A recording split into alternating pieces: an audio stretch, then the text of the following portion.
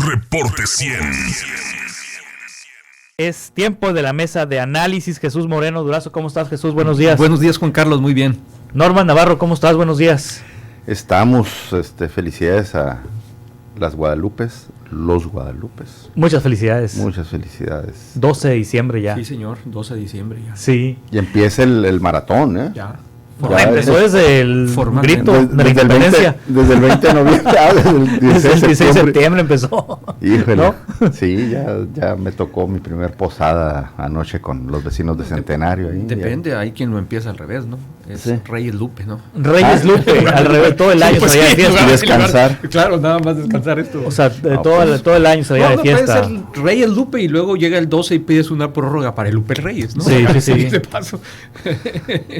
En fin, bueno, la boleta electoral del Senado de la República poco a poco se está ya conformando, la que vamos a tener en Sonora, posiciones que van a ocupar los senadores de partido, esto es, los senadores de lista, que son designados de acuerdo con la votación que tenga el partido y en un privilegiado lugar número 4, y decimos privilegiado porque suelen entrar entre 6 o 7 de esa lista, hace una lista del 1 al 32, del 1 al 32, ¿verdad? Sí, es correcto. Del 1 al 32 y el PAN cuando tiene una votación de 12 millones, como la que tuvo en 2018, pueden entrar 6 o 7. 6 o 7, ya el séptimo ya está en riesgo, pero en una posición privilegiada está Lili Telles, que viene al Senado también por tierra, se inscribió también para ser candidata al Senado por la reelección por el PAN, así que va a estar en la boleta en el lugar número 2, pero si pierde, aunque pierda, va a ser senadora. Normal. Pues, bueno, es que nos estábamos riendo fuera del aire ahorita con Jesús, porque aventé yo la frase, es un error vivir fuera del presupuesto. Sí. Que es una frase muy común con los políticos y con los funcionarios públicos. Entonces me decía Jesús, que creo que ya tuviste algún puesto, ¿no? Dice, el problema es que cuando estás dentro del presupuesto y tienes mucho trabajo y chambeas mucho, pues es una frieguita. Pero si vives de los impuestos, vives del presupuesto, pero no chambeas, pues es un privilegio, ¿no? Sí. Entonces no queremos decir que... Tiene matices la frase, pues lo que quieres Sí, decir. ¿no? Entonces, es dependiendo, ¿Y ¿no? en qué parte entra Lili Telles? ¿En la primera o en la segunda? Esperemos que entrara en la primera, pues, sí. Pero lo que hemos visto muchas veces es que a lo mejor trabaja más la senadora Beltrones que la senadora Lili Telles. No sé, la veo que echa mucho exabrupto y grita y dice que va a ver a AMLO detrás de las rejas y que lo quiere meter a la cárcel. Entonces, pues dice uno, bueno, pues ¿dónde está el trabajo legislativo? ¿Dónde están los acuerdos? ¿Dónde está lo que avanza Sonora con ella ahí sentada en un escaño del Senado? Eso es lo que quieren ver los sonorenses. Sí, bueno, viene por tierra y ya los sonorenses van a decidir si votan por ella, ¿no? Pero entonces, ¿por qué meterse en la otra lista? Pues por si acaso pierde, ¿no? ¿Por lista o por ton? Porque por si acaso pierde, ¿no? No, pues es que yo creo que... Digo, sin Morena no tiene los votos. Sí, y bueno, decimos, hay que explicar a la audiencia, Jesús, que en cada elección se eligen 3 senadores. Tres senadores. Por votación. Las candidaturas son en fórmula. Hay una candidatura de fórmula que ocupa la posición 1 y 2. La fórmula que gana, entran esos 2. Uh-huh. Y el segundo lugar, o sea, la fórmula que queda en segundo lugar, entra el que ocupa la primera posición. Vamos a explicarlo así como ocurrió en 2018. La fórmula de Morena en el 18 era Lili Telles y Alfonso Durazo. En ese orden. Sí. Gana la fórmula de Morena, entran los dos. Sí. En segundo lugar quedaron Silvana Beltrones y Maloro Acosta. Sí. Como quedaba en segundo lugar, entró Silvana como senadora de primera minoría. En este caso, si se repite el escenario donde Morena gane el Senado en 2024, van a pasar los 2 de Morena, y el segundo lugar, que es altamente probable que quede en manos del PAN, PRI, PRD, pues va a pasar el primero de la fórmula, que no la tiene el PAN. La tiene el PRI y se especula que será Beltrones. Exactamente, así es. Entonces ahí no entraría Lili si quedan en segundo lugar. Eventualmente no, pero está en la lista. Como bueno, no entraría por tierra. Sí, Sí, que esa es justamente la apuesta de Ernesto de Lucas en una primera instancia desde Movimiento Ciudadano, tratar de ser esa primera minoría. Exactamente, por lo menos la primera minoría. Sí, ganarle a Beltrones. O sea, ganarle a Beltrones. Sí, exactamente. O ya estamos dando por hecho que va a ganar Morena al Senado. No necesariamente, no, hay que ver. Yo no tengo idea quiénes vayan a ser todavía. Pues Lorena Valles parece que es la que se perfila. Lorena Valles no se registró para ser candidata a la alcaldía. Se especulaba mucho que se iba a registrar para la alcaldía de Hermosillo. Sí. Entonces me imagino que la están promoviendo para el Senado, entonces, ¿no? Yo creo que no hay que dar nada por sentado. Lo que sí hay que decir es que es una marca en este momento que tiene mucho peso. Sí. Tiene un peso específico que se refleja en las encuestas, pero no solo en las encuestas. Las encuestas pueden ser un instrumento de medición para el análisis y para venir aquí a las mesas y platicar contigo, Juan Carlos. Pero bueno, hay un peso también, digamos, monetario. Hay cash, pues. Sí. Que ahí están el gobierno del estado y hay más de 20 gubernaturas operadas, manejadas por Morena, con toda una estructura que yo no tengo la menor duda que se van a meter a la hora de la elección, a operar la elección. Entonces, ese es otro elemento que hay que considerar para ir pensando por qué podrían repetir en el Senado. Ahora también se maneja que Beltrones iría en la lista del PRD. En la lista del PRD. No lo sé. Wow. Como en la del PRI no está difícil que quede, que lo metan en la lista del PRI. Que tú dices que de representación proporcional. Ajá, en la lista del PRD. Pues, que no vendría por tierra, que sí será senador, pero por el PRD. Cobrando un favor como el del 97. Es lo que yo pensé.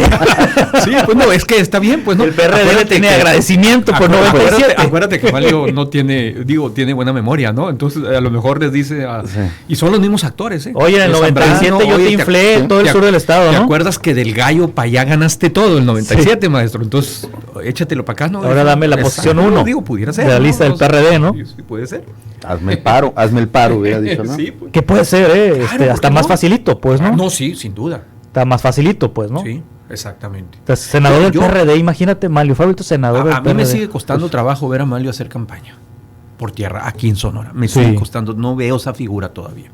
Sí. Pues ya está avanzada la edad, ¿no? Ya no es lo mismo aquellos años. Y la correlación de fuerzas cambia mucho. El gobierno, precisamente, el gobernador, precisamente, no es un personaje afín políticamente a Malio Fabio Beltrones. Podrán decir muchas cosas, que los políticos finalmente se ponen de acuerdo y demás, pero hay antecedentes que no son así como los más amistosos. Por lo pronto, lo que ya está definido es que la segunda posición de la fórmula del Corazón por México lo único que está definido es que van Lili y el Pato. Sí, exactamente. La segunda ya está definida, que es Lili Telles y Ernesto de Lucas de MC.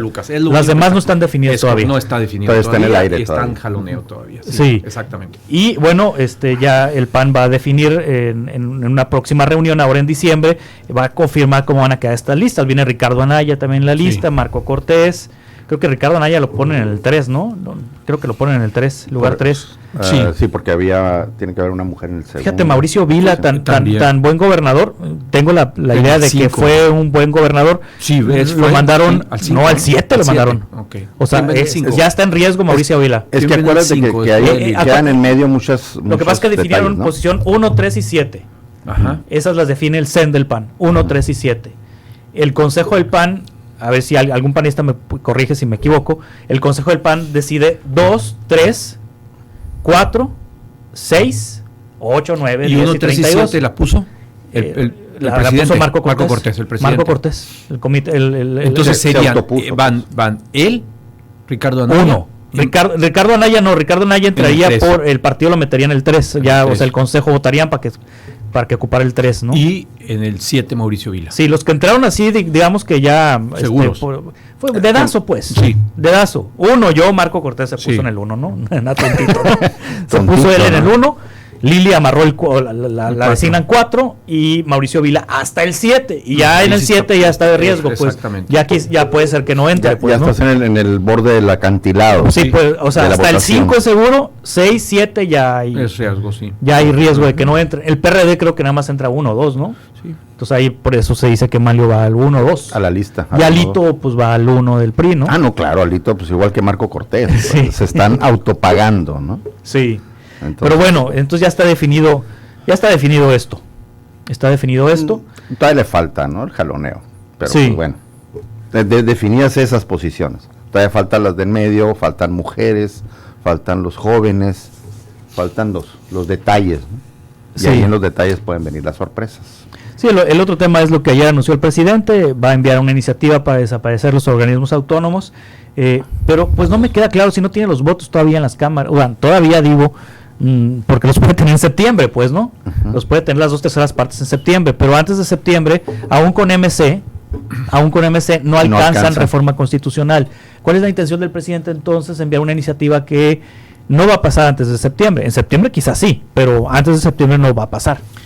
No puedes dejar de leer la iniciativa del presidente en clave político-electoral también, Juan Carlos. Es decir, es un elemento el decir que los órganos autónomos son caros, que los órganos autónomos son corruptos, que los órganos autónomos no sirven para nada.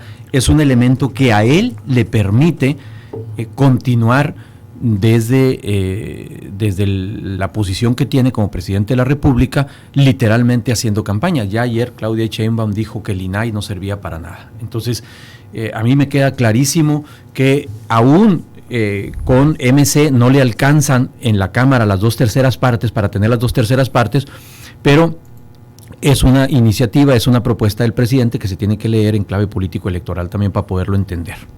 Sí. Es que así es. ¿Sí? Obviamente estás trayendo al frente a un nuevo enemigo. Todos estos organismos que dice López Obrador que no sirven para nada. Y déjame decirte algo.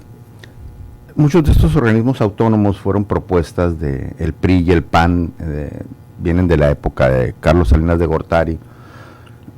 Me refiero yo, por ejemplo, a la Comisión Nacional de Derechos Humanos. A mí siempre se me ha hecho un organismo de oquis desde el punto de vista que se supone que en este país tenemos una constitución que deben de proteger los jueces. Entonces, esta comisión nace de derechos humanos porque supuestamente había muchos abusos policíacos, recuerdan ustedes, y el primer presidente de la Comisión Nacional de Derechos Humanos fue el doctor Jorge Carpizo MacGregor, en paz descanse, y después Carlos Salinas de Gortari, tratando de darse como que una justificación de que ya se había acabado la tortura y se había acabado la corrupción en la policía y se había acabado la corrupción en los ministerios públicos, nombra al doctor Jorge Carpizo MacGregor procurador, lo que es ahora la Fiscalía, Procurador General de la República. Y lo nombra un diciembre, no se me olvida a mí ese dato, un diciembre, como diciendo, ya vamos a comenzar con este nuevo país, en donde ya los derechos humanos se respetan automáticamente, porque el que era presidente, el primer presidente de la Comisión Nacional de Derechos Humanos, ahora es el Procurador General de la República, entonces ya todo está limpio.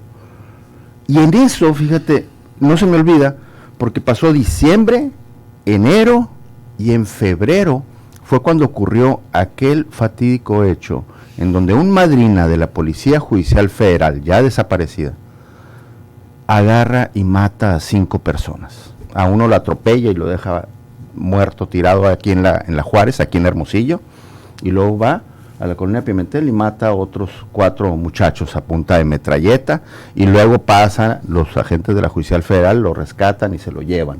Y trataron de ocultar ese hecho, trataron de disfrazarlo de que había sido un enfrentamiento entre bandas de narcotraficantes, hasta que no sé quién llegó ahí con las fotos y con todo el relajo y publica en El Imparcial, y entonces se hace un desgarriate, y entonces rojo, ¿no? El Domingo Rojo. Sí. Y era el procurador Jorge Carpizo MacGregor, que había sido presidente de la Comisión Nacional de Derechos Humanos y no había desaparecido a toda la bola de madrinas, a toda la bola de agentes, de comandantes corruptos de la Policía Judicial Federal. Ya de ahí dices, bueno, si se supone que este señor venía a limpiar la Procuraduría y le pasó esto en su cara 3 meses después de tomar posesión como Procurador General de la República, entonces todo lo demás de atrás fue pura simulación. Y eso es lo que alega mucho el presidente. Muchos de estos organismos son simulaciones, porque ni dejó de haber corrupción, ni dejó de haber malos manejos en las instituciones oficiales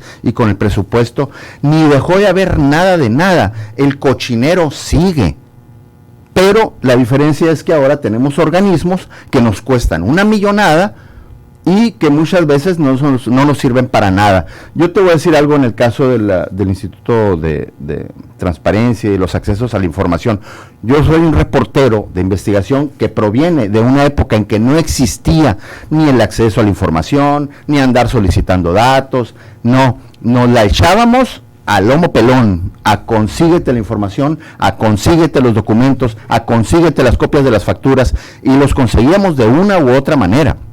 Lo sacábamos, no había acceso a la información, porque nunca se ha garantizado el acceso a la información por parte de los jueces, que son los que en primera instancia el Poder Judicial debería de darle garantía a un ciudadano para poder accesar a la información del gobierno. Eran juicios larguísimos, ¿no? Eran juicios larguísimos. Por eso eran juicios larguísimos, y ahí se hacían güeyes, perdón por lo de güeyes, pero se hacían güeyes de la Suprema Corte de Justicia de la Nación, y pateaban el bote, pateaban el bote, así como actualmente están pateando el bote con casos muy sonados, como la deuda que tiene Ricardo Salinas Pliego de impuestos con Electra y con sus empresas, y siguen pateando el bote la Suprema Corte de Justicia de la Nación, y el país sigue amolado, porque ni se pagan esos impuestos.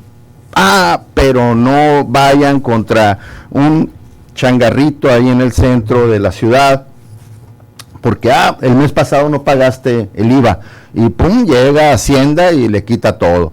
Entonces, esas son las grandes desigualdades que siguen ocurriendo en este país, sí, y que seguimos atorados, porque esas grandes inversiones que se hicieron para estos organismos autónomos siguen a nivel de la banqueta sin funcionar. Pues ya será decisión de los mexicanos, las mexicanas, cuando vayan a votar en junio próximo, si le entregan la mayoría, si le dan la mayoría calificada a Morena y sus aliados, pues ocurrirán estas reformas en septiembre. Antes no van a ocurrir porque no tienen los votos suficientes. No, pero lo van a usar. Comentario final, porque ya tenemos el tiempo encima. Jesús Moreno. En el fondo sí es un deseo del presidente López Obrador desaparecer estos organismos, porque no le gusta sentirse vigilado.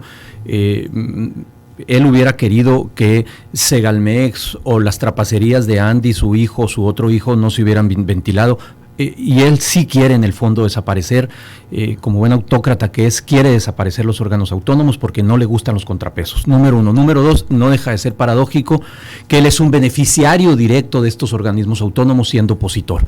Gran parte de su discurso se articuló producto de infinidad de corruptelas que ventilaron en tiempos de Fox, en tiempos de Calderón y en tiempos de Peña Nieto, la prensa, gracias al acceso a la información, gracias a la ventilación de estos datos que antes estaban protegidos. Entonces, no deja de ser paradójico que el que antes borracho y ahora cantinero no sepa apreciar bien el valor que tienen estos organismos autónomos. Coincido contigo. Ojalá tenga los contrapesos suficientes quien vaya a ser presidenta de la República para que esto no transite, Juan Carlos. Muy bien, muchas gracias, Norman. Gracias, Jesús. Gracias, buenos días. Buen día. Reporte 100.